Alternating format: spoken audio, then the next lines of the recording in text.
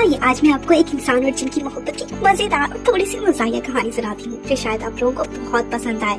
एक शहर के मुसाफात में एक छोटी सी हवेली थी जिसमें गुलबानो नाम की बहुत ही नटखट और जरा मोटी सी लड़की रहती थी। गुलबानो को सोने, खाने और लाउड स्पीकर पर पुराने गाने सुनने का बहुत शौक था।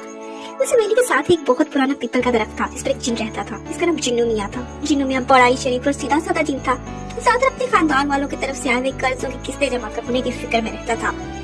जिन्नू मियाँ को गुलबानो से पहली नजर में इश्क हो गया, लेकिन वजह थोड़ी सी अजीब थी। गुलबानो अक्सर दरवाजे के बाहर बैठकर देगची भरकर मिठाई खाती थी और जिन्नू मियाँ को मिठाई की खुशबू से होश नहीं रहता था।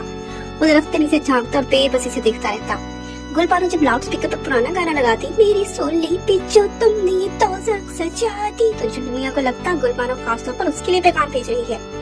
एक दिन जिन्नू मियाँ ने हिम्मत की और हवा में गायब होकर गुलबानो के कमरे में जा बैठा। गुलबानो उस वक्त चाय में बिस्किट डुबोकर ड्रामा देख रही थी। जिन्नू मियाँ ने बहुत ही रोमांटिक अंदाज में कहना चाहा, ए हुर, तेरी मिठास ने मेरे दिल को जकड़ लिया है। लेकिन जैसे ही उसने आवाज निकाली, हवा में तेजी से फुस की आवाज आई और गुलबानो के चाय का बिस्किट उठकर दीवार से जा लगा।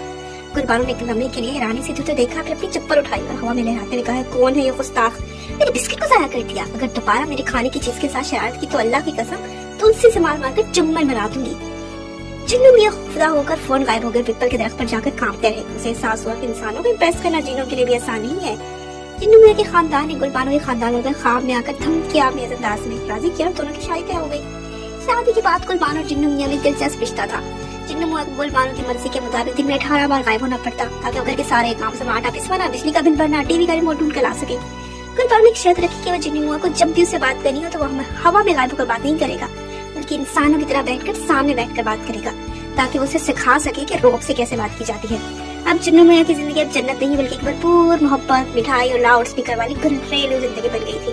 वो दुनिया का वाहिद जिन था जब दिन टीवी के सामने गायब होकर भी सुकून से नहीं बैठ सकता था।